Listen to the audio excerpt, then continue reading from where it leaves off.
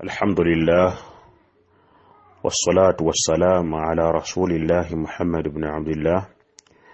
وعلى آله وصحبه أجمعين. أما بعد، السلام عليكم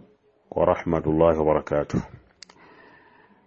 متين دمالون جوجف الله سبحانه وتعالى تمسوا السوكساسا كنمي بيجيك النبي محمد صلى الله عليه وسلم نابا أن تبينجو يني والصحابة به نابلينا ana goberero bofa mpaka kunaku olwenkomerero. Baganda bange abasiraamu neekubiza nga namwe bakubiza neekuutira namwe bakuutira kubeera nga tusinza Allah yekka, tuleke omugatta ku kintu kyonna, kubanga omuntu anaagatta ku Allah subhanahu wa ta'ala oyo ajja kuba afaafaganidde obulamu bwonna bw'edduniya, kabe ng'alaba awangaala bulungi, ate ne ku nkomerero agenda kubeera mu kufiirwa ddala kwennyini kwonaabona ekigambo ekitagenda kuggwa. Singa omuntu anaafa n'ava kuno ku nsi ng'abadde akyagatta ku Allah, tannamuwawula, akyagenda mu masabo, akyalina empewo z'ewaabwe, akyalina ebigali, akyayabya olumbe, akyalina abalongo, akyali okusalira ebitali Allah, asalira emmotoka, asalira tanuulu, asalira akasolya, asalira ennyumba, asalira emizimu, kyonna kyasalira ekitali Allah subhanahu wa ta'ala, oyo shiriki omunene agenda okumwokesa omuliro singa afa nga tamwenenyezza. Akyali mu by'okweraguzalaguza ebyo bitulya simanyi abakyala bamu mu bbaawe abaazimba ennyumba ng'agenda mu makati g'ennyumba ng'afuuyisa mu makati g'ennyumba nga bw'alaamiriza mu ennyumba ebeere yeebwomu, bw'amaliriza ng'ettaka aliyoolawo n'omusolo gwalyo ng'alinaaba. Ebyo byonna byakushiriki kugatta ku Allah jalla waala. Eyo ennyumba gy'olwanirira naye omusajja gw'okwatirako obujja, ogenda beereka kuno ku nsi, omusajja ayinza okusooka okufa waggwe n'omusooka okufa, mu mbeera zonna teri agenda gasa munne okugjako oyo anaaba agaze tawhid. Yawma la yanfa'u maalun wala banuunun illa man ata Allaha biqalbin saliimin. Emmaali n'abaana tebigenda gasa ku nnaku lw'olwenkomerero. Osamira lw'abaana kugaggawala. Osamira lw'abaana kugaggawala. Osamira lw'abaana kubeera bulungi. Ologa lw'abaana kubeera bulungi.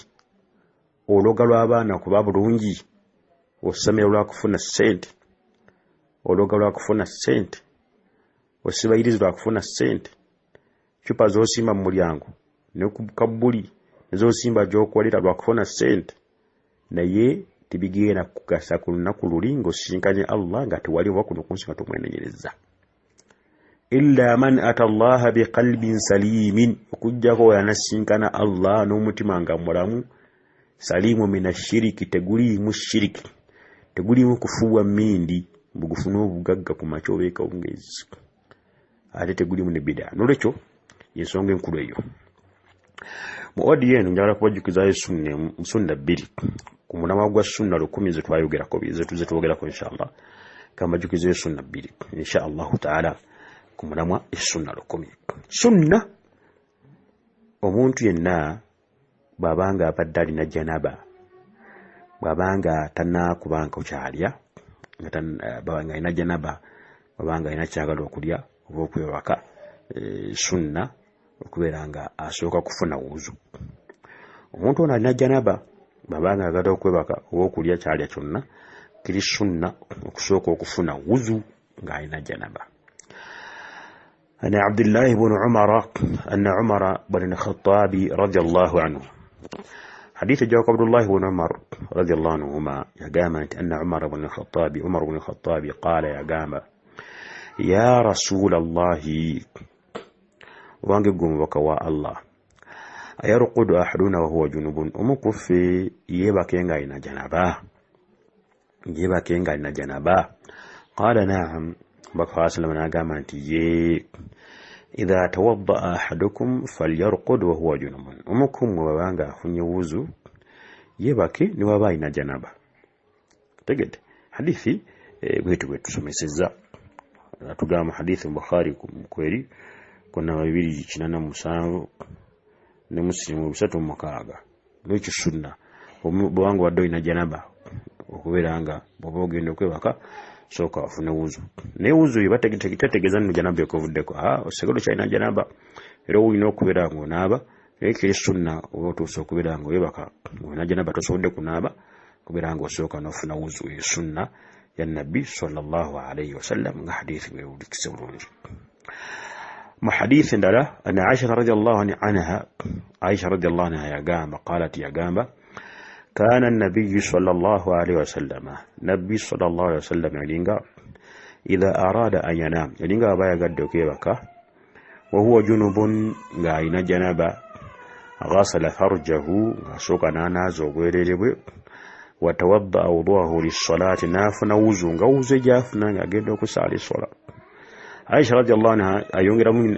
راتي يونغرا كنا غاما انتين غوز جافنا غاقيدو كسالي الصلاة kongera kunnyonnyola nti no wuzu yennyini nnyini kitegedde naafuna wuzuye nga wuzu gyafuna agenda okolaki okusaala eswala nekyo esunna atuga hadithi mweri mu Bukhari ku namba 288 ne Muslim 305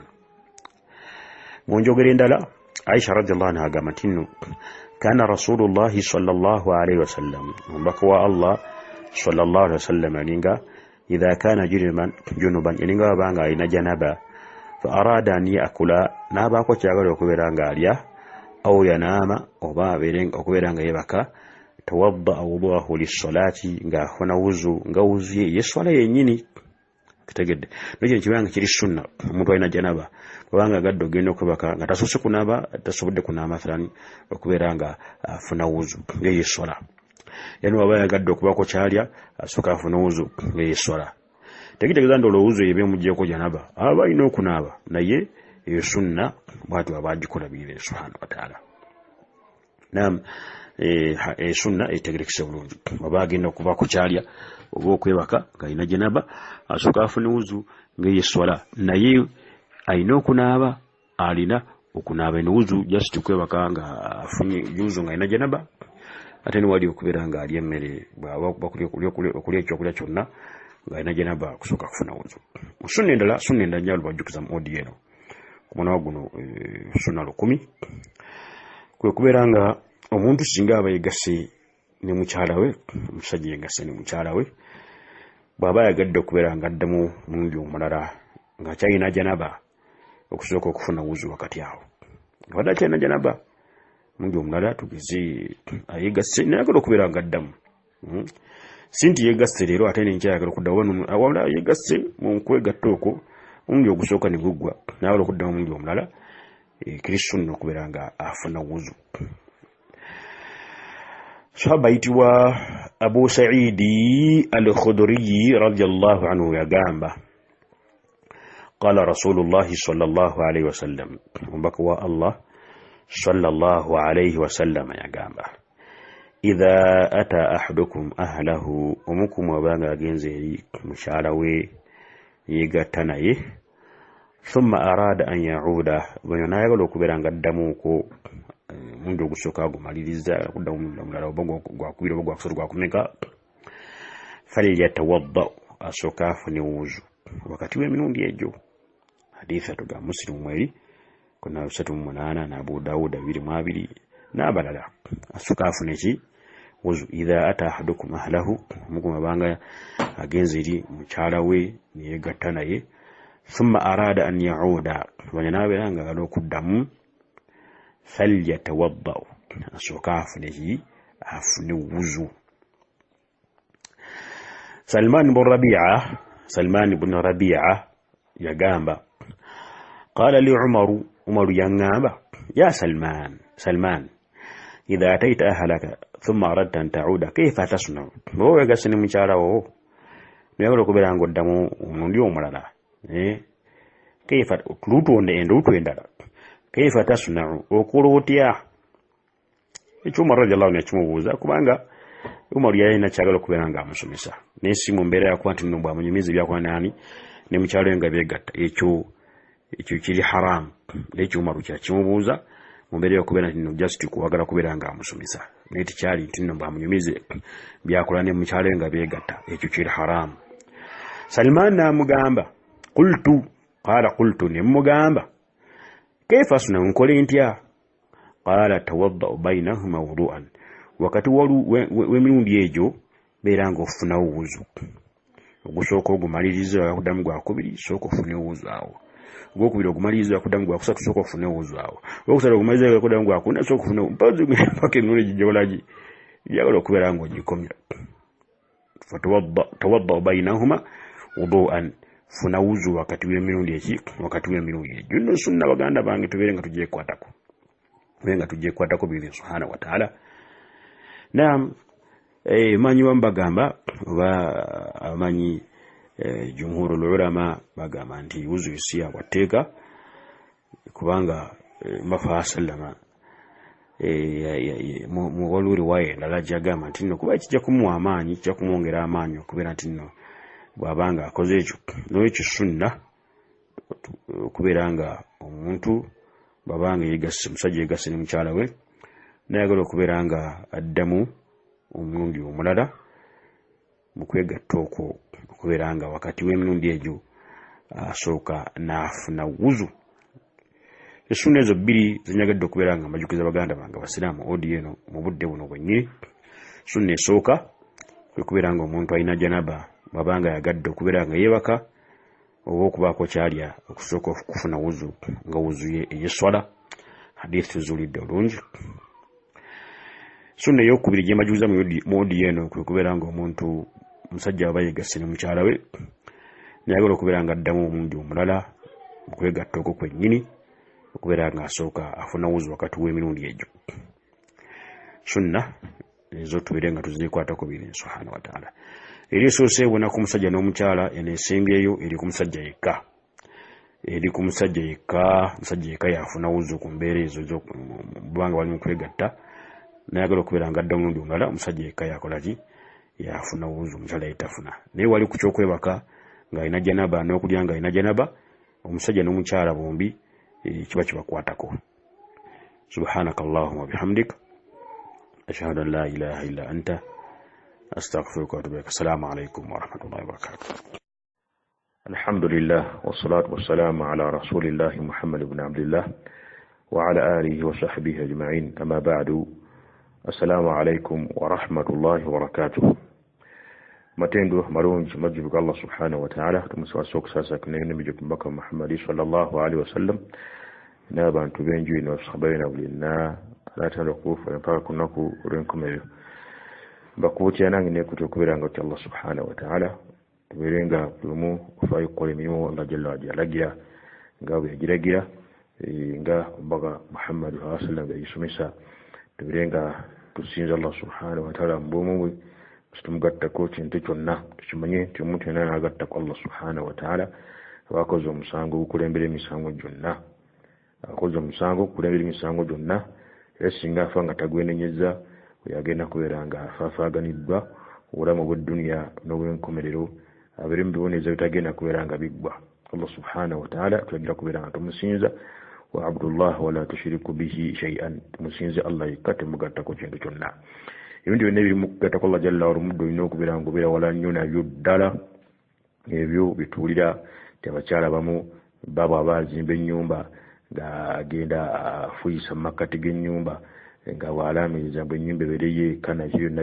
byayongerezaako ebyo bamaliza nga agira nankani ng'akwata ettaka eryo lyafuyisizaamu omusulo ng'alinaaba mu mbeera ezibwezi ebyo byonna shiriki kugattako Allah subhanahu wa ta'ala. Omuntu abikola amanye nti nno abaakoze omusango okulembera emisango gyonna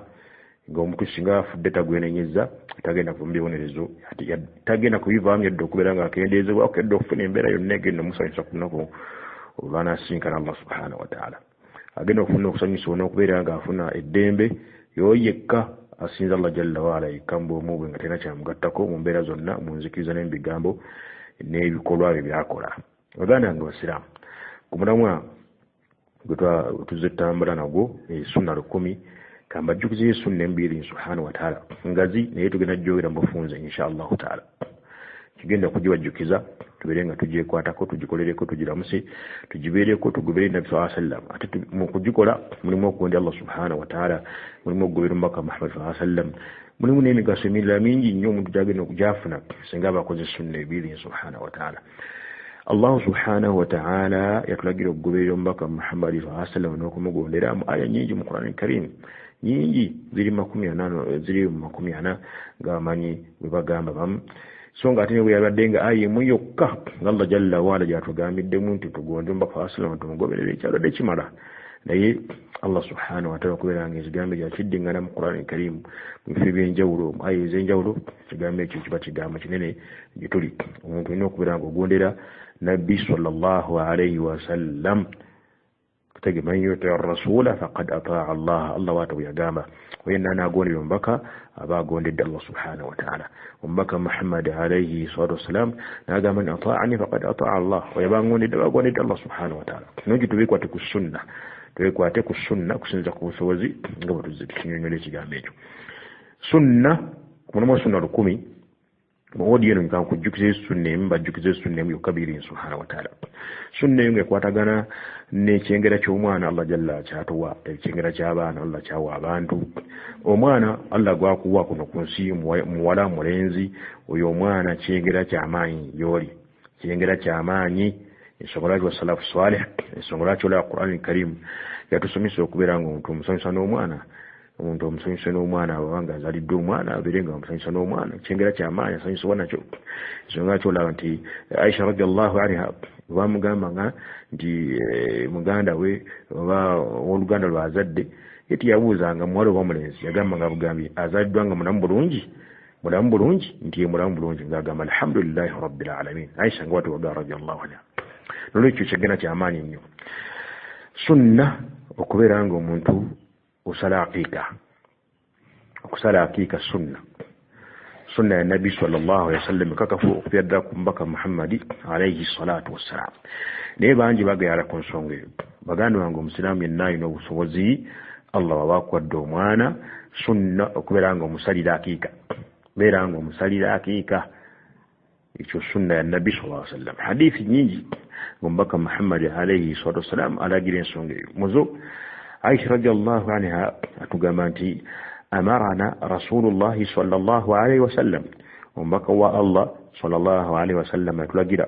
an uqani al-ghulami shatani okubeera nga omwana omulenzi tumusalira embuzi 2 an uqa al-ghulami shatani omwana omulenzi tubeera tumusalira embuzi 2 oba endiga 2 wa an al-jariyati shatun ate omwana omuwala yetubire nga tumusalira embuzi emu hadisi mu Sunan Ibn Majah ekyo mbaka sallallahu akiragira baani basahaba balagira sahaba balagidde fenna ekyo kitwagira mbaka Muhammad sallallahu alayhi wasallam an uqa lil ghulami shatani omwana omulenzi kwabatu batumuzadde tumusalira embuzi 2 oba endiga 2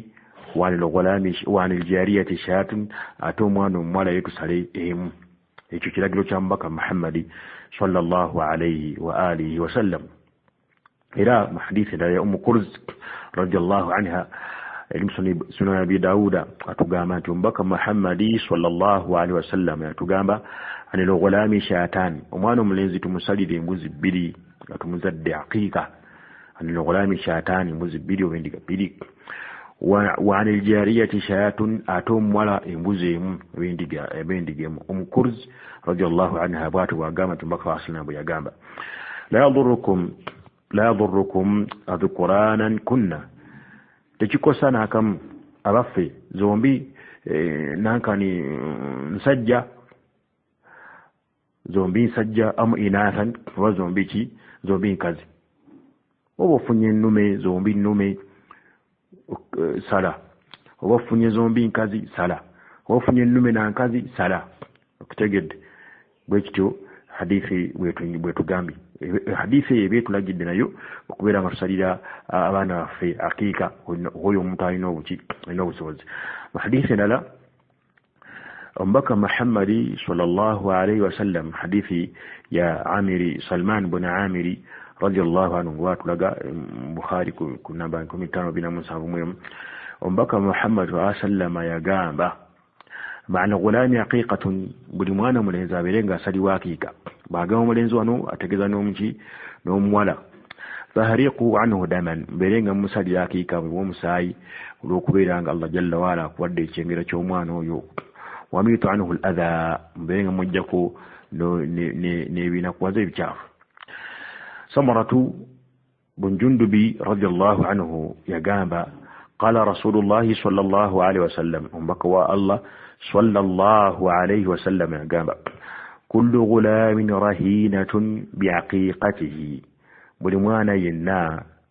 abeera nga omusingo gwe yaqiqa ye. Tuzbahu anhu yawma sabi'ihi, ebeera nga emusalibwa ku lunaku olw'omusanvu. Ibn Abbas radiyallahu anhuma ku nsonga eyo yagamba nti sab'atu min as-sunnati fi as-sabi, ebintu biri musanvu ebiri ku sunna, ebiri mu sunna ku mwana omuto, yawma sabi' ku lunaku olw'omusanvu, biri musanvu ebimukolebwa ebiri mu sunna. Bw'atyo bwagamba Ibn Abbas mu byo yu'aqqu anhu okubeera nga asalibwa aqiqa. Hadisi egambye nti nno kullu ghulamin, hadithi ya Samrat bun Jundub aga radiyallahu anhu aga qala rasulullah sallallahu alaihi wasallam, omubaka wa Allah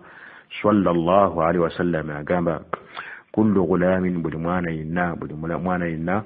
rahinatu bi aqiqatihi, omusingo gwe aqiqa ye. Tuzbahu anhu yawma sabi'ihi, ebeera nga emusalibwa ku lunaku olw'omusanvu. Wayusamma, nga amaze okuzaalibwa. Wayusamma fihi, n'abeera nga era atuumwa erinnya ku lunaku olwo. Wayuhlaqu ra'suhu, n'enankani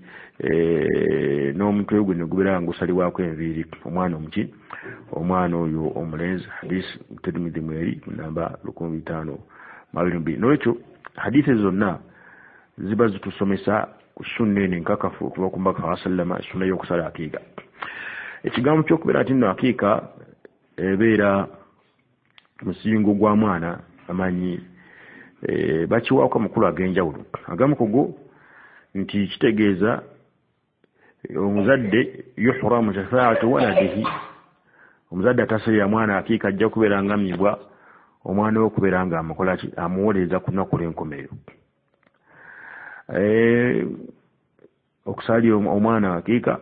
omuzadde tasalidde mwana aqiqa, amanyamu bagamba nti hadisi etegeeza omusingo guno nti musingo ku mwana nti ajja kubeera nga awolereza muzadde we ku lunaku lw'enkomerero bw'abanga omuzadde tasalira mwana aqiqa. Ibn Qayyim rahimahullahu ta'ala mu kunnyonnyola ku makulu ga hadisi eyo yagamba nti aqiqa eyo fakanat al-aqiqatu fidaan, aqiqa nebeera nga nunuzi wa takhlisan lahu min habdi ash-shaytan, era nebeera nga nunuzi era nakujja mwana mu kusibwa kwa shaytan,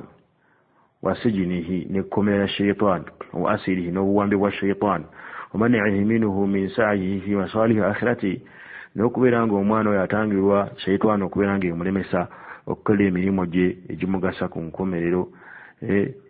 ginamugasa ku nkomerero. Agafa hadhihi al-aqiqa, aqiqa eno esalibwa omwana takhlisu lil mawludi min al-adha, kuba kutaasa mwana na kumutangira okunakuwazibwa n'okukosebwa al-batinu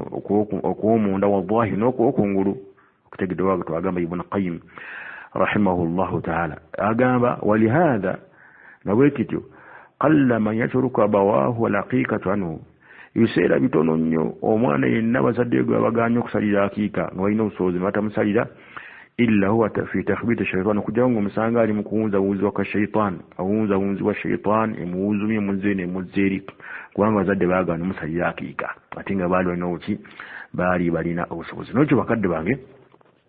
sunna tugyekwatireeko ddala, tugibeereko, tugenda tusalira abaana baffe aqiqa. Aqiqa erimu emigaso mingi. Ogusooka nti nno oba ogondedde Allah subhanahu wa ta'ala yatwagira okugondya omubaka sallallahu alaihi wasallam, oba ogoberedde omubaka Muhammad sallallahu alaihi wasallam n'olamusa sunna ye n'ogiteeka mu nkola, ate n'ogenda kubeera nga ofuna emigaso emirala mingi, okubeera nti nno shaytan tegenda kutawaanya mwana wo oyo gw'osalidde aqiqa, ate n'okubeera nga ofuna obulungi bw'okubeera nti omwana oyo ajja kubeera nga amaze okubeera mbajja okuwolereza ku lunaku olw'enkomerero. Mulimu n'okuliisa ku bantu emmere, n'omwana okumusabira baraka, kubanga obuliwo omuntu ennyama y'aqiqa n'omutegeeza nti aqiqa ya mwana wange nasiza aqiqa, omwana agenda musabira baraka, mwana abe nga afuna baraka. Mulimu n'okubeera nti nno okulaga obwoluganda mu kuwangaala kubanga ono bw'asala akiika n'awaako ku gundi n'oli asala akiika n'awaako ku gundi n'oli asala akiika n'awaako ku gundi kiraga obwasa luganda mu kuwangaala mu society y'abasiraamu. Nolwekyo baganda bange omulimu ogwo mukulu nnyo mu busiraamu tube nga tugwekwatako tubeere nga tetuguleka bali nti Imaamu Ahmad rahimahullahu taala mpozi kye tulina okubeera nga tumanya nti akiika olina okubeera nga kusalira ddala mbuzi yennyini si kusaddaaka ssente zaayo nga bamwe balowooza oba nga bamwe bakola yennyini embuzi gy'osala oba embuzi zennyini z'osala oba endiga zennyini z'osala si kusaddaaka ssente zaayo. Imaamu Ahmad rahimahullah baamubuuza nti okusaddaaka ssente zaliwadde zisalibwamu akiika n'okusala akiika yennyini kiki ekisinga okuba ekirungi? Imaamu Ahmad n'agamba al aqiiqa n'okusala akiika yennyini. Olw'obukulu bw'ensonga Imaamu Ahmad baamubuuza hal yastaqridu wa yaqu omuntu yewole asala akiika am yuajjilu hatta yusir oba agumiikirize mpaka walifuna ssente. Faqaala Imaamu Ahmad rahimahullah n'agamba inni la arju in istaqrada an yuajjila Allahu lahu bilkhalafi nze nnina osuubi nti singa omuntu anaaba yewoze olw'okusala akiika Allah ajja kwanguya okubeera nga amuwa obusobozi obusasula. Kulwaki liannahu ahya sunnata min sunani nabiyyi rasulillahi sallallahu alaihi wasallam kubanga aba alamusiza sunna mu sunna z'omubaka sallallahu alaihi wasallam wattaba'a ma jaa anhu nabanga agobedde ekyo ekyajjanga kiva ku mubaka Muhammadi sallallahu alaihi wasallam. Nolwekyo baganda bange twekwate ku sunna tubeere nga tusala akiika gisale togayala oba olina obusobozi ngamba alina obusobozi akuwadde Allah jalla akuwadde omwana oba mulenzi embuzi 2 oba ndiga 2 bwamuwala embuzi emu nga hadithi bwetuziwulidde esunna ya nabbi alayhi assalatu wassalam basalafu salih bagitambulirako babiranga bagyekwatako. Aisha radiyallahu anha bamugamba nti singa omwana wa muganda wanaaba azadde bagenda kusala ngamiya, Aisha n'akigaana n'agamba fasilima tulagira kusala mbuzi, omulenzi mbuzi 2 omuwala mbuzi emu. Omuntu kabenga mukulu akiza okubeera nga asalirwa akiika. Anas bin Malik radiyallahu anhu wadde hadith wajawukanamuku aga nti omubaka Muhammad sallallahu alaihi wasallam aqa nafsihi ba'da ma bu'itha. Omubaka sallallahu alaihi wasallam yesalira akiika oluvanyuma okubeera nga amaze okufuna obubaka. Yafuna obubaka nga alina emyaka 40 muntu mukulu. Omanyi Muhammad ibn Sirin rahimahullah yagala wa alam annahu lam yuqqa anni la aqaqtu an nafsi singa mbadde nkimanyi nti tebansalira akiika nalodde nensalira akiika. Imam al-Hasan al-Basri rahimahullah yagamba idha lam yuqqa anka fa'aqiq an nafsika wa in kunta rajulan bwebati bakusalira akiika wesalira akiika ne bw'onaaba nga oli muntu mukulu oli musajja mukulu. Nolwekyo sunna tujjekwateko baganda bange basiraamu Allah jalla wa akuwadde obusobozi olina obusobozi akuwadde omwana alina obusobozi beera nga omusalira akiika. Assalamu alaikum wa rahmatullahi wa barakatuh. Alhamdulillah wassalatu wassalamu ala rasulillah Muhammad ibn Abdillah wa ala alihi wa sahbihi ajma'in. Assalamu alaikum wa rahmatullahi wa barakatuh. Baganda bange nnyo okubatolera assalamu eyo gyemulidde bulungi. So Allah subhanahu wa ta'ala nze nammwe abeere nga tuteekako obukuumi bwe abeere nga atukuuma tuwe obukkiriza tuwe kubeera ku tawhid era abeere nga tufuwa obulungamu atukumire ku bulungamu wennyini bwayagala era bwasiima atutte nga tuli basiraamu n'ezzadde lyaffe n'abantu baffe bonna. Mu budde buno biidini subhanahu wa ta'ala njagala kubajjukizayo sunna emu mu sunna za nabbi sallallahu alaihi wasallam. Sunna eyo nga nkulu nnyo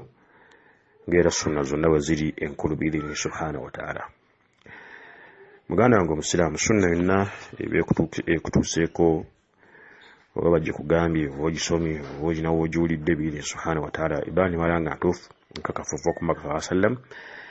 beera nga okola kusinza ku busobozi bwa biidini subhanahu wa ta'ala. Ekyo nga tuze tukikkaatiriza kusinzira ku busobozi Allah bw'aba akuwadde. Eddunya gitulumu eno yakukola mirimu. Tojja kwagala bwagazi, mutajja kwagala bwagazi jjana nga takola mirimu gimutwala mu jjana. Ekyo tikigenda kubeera nkimugasa. Allah subhanahu wa ta'ala yagamba waman arada al-akhirata wa sa'a laha sa'yaha wa huwa mu'minu فأولئك كان سعيهم مشكورا. الله جل وعلا يقول ومن أراد الآخرة وينابران يقالين كميرو wasa'a laha sa'yaha ayina akola n'emirimu gy'enkomerero n'emirimu gy'enkomerero wabala bwagazi omulala n'akola n'emirimu gy'enkomerero wa huwa mu'minun ng'ate musiraamu talina shiriki talina ssabo mu kifuba kye talina irizi talina cupa zebasimba ku mirimu zebasimba mu mayumba zebasimba ku ntaana talina bigali talina mafumu talina enkoko za luyumba na mbuzi za bitanga tabina byonna ebyo talina ntanga talina ayina Allah yekka baba bafu azimba ennyumba tafuisa makati g'ennyumba mbwa ennyumba ebereye nga balaameza talina mpu byateeka mu mpongo z'abako nga bazze okuwasibwe oba mu kika kyabwe wa huwa mu'minun nga mukkiriza okitegedde oleka kana sa'yu mashkura kola kwa bujja kubera kwebazo nga afune jana nolekyo tukola emirimu luno jijjana ngo Allah subhanahu wa ta'ala nga ajikiriza sunna kuna ma sunna 10 njala kwa jikuye sunna mbili subhanahu wa ta'ala sunna eno ekwatagana n'ekigambo ekyokuwangala kyekiriwa kiri sunna omusiramu okubeera nga afayo nga bwasobola okusinza ku busobozi bwe okubeera nga ayamba baganda abasiramu amalire ebyetaago byabwe sunna naddala kati emirembe gyaffe gino egijuddemu ennaku egijuddemu ensaalwa egijuddemu fitina egijuddemu kukuuza egijuddemu biki omusiraamu beera nga emanyiza sunna eyo yemanyize okubeera nga weeteeka mu mutima gwo okumalirira ebyetaago bya baganda abo abasiraamu baganda abo bimuzalwa nabo baganda mbeera nabo baganda abasiraamu banno sunna okumaliza ebyetaago omuntu okubeera nga amaliza ebyetaago bya baganda abasiraamu عبد الله بن عمر رضي الله عنهما يقام أن رسول الله صلى الله عليه وسلم وبقوا الله صلى الله عليه وسلم يقام المسلم أخو المسلم ومسلم مغانا ومسلم مسلم مغانا ومسلم لا يظلمه تينا كبيرانغا مليا زمانا ولا يسلمه tena kubiranga mwaye eri embera yonna egendo mukosa sinsonga bada kumwaye mbarabe okumwaye embera yonna egendo mukosa man kana fi hajati akhihi kana Allah fi hajatihi oyenna abeera mu kyetaago kya muganda we awula kimuluma kifaako kiwedde kitya Allah ne abeera genda kubeera mu kyetaago ki wa farraja an muslimin kurbatan oyenna ajja ku musiraamu obuzibu ennaku omutawaana ekimwetisse farraja Allahu anhu biha kurbatan min kurabi yawm al-qiyamah Allah subhanahu wa ta'ala ne yajja kubeera nga amugirawo olw'ensonga eyo gyakoledde ku musiraamu ne naamugja ku obuzibu obwo Allah ne yajja kumugirawo obuzibu by'enkomerero oman satara musliman satarahu Allahu yawm al-qiyamah oyo naako abikkirira omusiraamu Allah najja mu bikira kunnaku olw'enkomerero tugamba hadithi Bukhari mweri ku namba 2242 ne Muslim 2310 Abu Nu'aym yayongerako n'agamba waman masha ma'a madhulumin oyina atambula n'oyo ali azamanyiziddwa waman masha ma'a madhulumin oyina atambula n'oyo ali azamanyiziddwa yu'inuhu ng'atambula naye kumuyamba akimanyi musajja bamuli azamanyiza natona naye kumuyamba thabata Allahu qadamayhi yawma tazillu al-aqdami Allah ajja kunyweza ebigere byoyo onaku ebigere bigenda kwerangisa erya kunaku lw'enkomerero tugamba Sheikh Nasir ibn Rahman mu kigambo ekiteeka mu kitabo Sahih al-Jami ku namba 17 hadithi endala Abi Hurairah radiyallahu anhu atugamba قال رسول الله صلى الله عليه وسلم وبكوا الله صلى الله عليه وسلم أجمع من نفس عن مؤمن كربة من كرب الدنيا وينا أجاكم السلام وبزو الدنيا تقولوا وبزو الدنيا نفس الله عنه كربة من كرب يوم القيامة لا الله جم جاكو بزو بينكم مديرو ومن يسر على معسر وينا يانغiriza omwavu babanyamba gama nchitegeeza okubanga wolo omuntu nga talina sente n'omwangwiriza n'omuleka nga Allah yagafu nadharatun ila maisara mulindirize mpaka wanafuna wanta saddahu khairul lakum oba simsaddaka tekisimo kubeera kirungi ala kulli hali ntinno waman yassara ala mu'sirin wayna bayangwiriza omwavu yassara Allahu alayhi fi dunya wal akhirati naye Allah jamwangwiriza kuno ku nsi ne ku nkomerero ومن ستر مسلما وين بكيو مسلم ستراه الله في الدنيا والآخرة الله جمو بك يكون الدنيا لكم كمل والله في عون العبد الله بيرم كيامبو مونتو ما كان العبد في عون أخيه بان يعملون مونتو نيالي وكما مغاندا تجeze bayo mango ni muntu ayamba abaganda b'abasilamu Allah niyabera nawe ngakuyamba ومن سلك طريقا يلتمس فيه علما ومنت ناكو أتكو ونغانونيامو كوبانغا أفنا يدم سهل الله له به طريقا إلى الجنة الله جاكمان ويزا كو متوالا إلى الجنة نويتو حديثين يو ناتوغا يدي مسلم كنامبا بير مدوكاغا مجيندا mwenda baganda bantubirenga tufayo kigamu chokuberanga tuyamba baganda afeto mali ebitago yafe kusinza ku busobozi nga Allah wabakoze Allah wabakwadda obusobozi beranga muganda omusilamu omuyamba mbaka sallallahu agama hadith Abdullah ibn Umar radiyallahu anhuma yagantu mbaka sallallahu agamba ahabbu an-nas ila Allah anfa'uhum lin-nas umuku bantu asinga kuberanga bagole Allah subhanahu wa ta'ala yemuntu asinga kuberwa omugaso eri abantu wa ahabbu al-a'mali ila Allah nemirimu Allah subhanahu wa ta'ala yimko jasinga kuberanga yagala sururun tudkhiluhu ala muslimin lisanyu lyoyingiza muslimu aw takshifu anhu kurbatan wano birango mujira wobuzibu aw taqdi anhu daynan wano birango musasulire banja aw taturda anhu ju'an wano birango muguba kwenjala agawale an amshiya ma'a akhi li fi hajatin onzo kuberanga ntano ne muganda wange mu chetago kye kyalina annabi sallallahu alayhi yagamba أحب إلي من أن أعتكف في هذا المسجد يعني مسجد المدينة سيسنغوك ويكسنغوك اعتكاف مسجد المدينة شهرا أكمل mwezi mulamba ومن كف غضبه ستر الله عورته noina anakuma ushungu Allah wakuma umugobwe ومن قضم غيظه no yaba ajjo ushungu we nabanga taboleseza wala sha anyumbiye kwa Allah ngani wabadde badda yagaddu kuberanga abolesa tawali yali wadamugana wala nabuleka mara Allah azza wa jalla qalbahu amna yawm al-qiyamah Allah jakujuza mutwe gwe kunakunu kumero eddembe no kutekenkefu ومن مشى مع أخيه في حاجة وإن تمنى مغاندو مچetago che hatta athbataha lahu nabanga chimumalira nichibanga chiwedde athbata Allah azza wa jalla qadamahu ala sirati yawm al-qiyamati yawma tazilu fihi al-aqdam Allah jakuberanga anyweza ebigere by'omuntu oyo ku sirata nako ebigere ebigenda okuberanga bikola ki nga biseerera n'ekyo baganda bange hadisi zonna zitukubiriza kuberanga omusilamu obeera mu bantu abiyamba baganda bo ayamba muganda omusilamu omumali ekyeta okusinza ku busobozi bwo عمر رضي الله عنه قال أن النبي صلى الله عليه وسلم النبي صلى الله عليه وسلم أمبوزا أي الأعمال أفضل ممرمو تي غاميرونجي سيغوكو بانغا نونجي قال النبي صلى الله عليه وسلم ناغابا إدخالك السرور على مؤمن okuberango yingiza edsanyu eriyoku musiramu nobango muyingiza mu sanyu ashba'ata jaw'atahu no mukusa okuva mu njala au kasauta uriyahu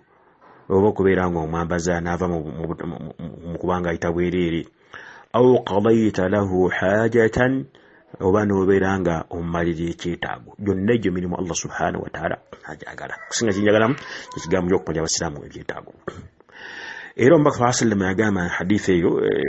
imam sahih tartibu mweli namba 12 era mbaka wasallam yagama nti man istata'a minkum wa inna basode mumwe an yanfa'a akhahu falyaf'al okuberanga agasa muganda wo muslim aberenga akikola watu mbaka wasallam tuga hadithi muslim mweli namba 12:19 mwenda n'ekyo baganda bange sunna nkulu nnyo mu sunna za nabi sallallahu alaihi wasallam okuberanga omusilamu oyamba muganda omusilamu omumali obuzibu sinza Allah jalla wabakwadde obuki wabakwadde obusobozi basalafu salih ensonga bagitambulira ku nnyo yokuberanga bawulyanga kigambo ky'okumalya abaganda b'abasilamu ebyetaago nga kikulu nnyo gibali Ibn Abbas radiyallahu anhuma yagamba man masha bihaqqi akhihi oyinna atambula ng'atambudde mu kivuunana kya muganda omusilamu liyaqdiyahu ng'atambudde mu kivuunana ky'omuganda omusilamu okubeera ng'akimumalira falahu bikulli khutwatin sadaqatin agenda kubeera nga buli lutalo atambula agenda kubeera nga afuna empera ya kusaddaka. Allahu akbar. Abdullah ibn Abbas radiyallahu anhuma yagamba thalathatun abantu bangeri ssatu law kafiuhum sisobola kubeera nze ngamba sasula. Rajulun bada'ani bisalam, omuddu ansose salam n'abanga ajeetodde essala gimutolera. Wa rajulun wasa ali fil majlis, n'omuddu andabye nga nzize neyefunzaako nenfuna wentuula. Wa rajulun ghabarrat qadamahu fil mashi ilayya iradat as-salam alayya, n'omuntu atambudde gy'atambudde n'aba gy'avudde ng'ensonga emulese kumpa ku salam. Fa amma ar-rabi'u, aganeyo owookuna fala yukafiu anni illa Allah, Allah yekka y'aba alina okumusasulira. Bamugamba yaliwa naga rajul nazala bihi amrun, omuntu nga yafunye ensonga yamutuuseeko fabata lailatahu nasula ekiro kyonna yufakkir ng'alowooza bimanyi yansiluhu ekigambo kino akitwalira ani gamba nakubira akasimu gamba ntegeezaamu omukyala ali bulubi mu mbeera zonna abuuzabuuza ngubire guuni ntegeezeko guuni ngambe guuni.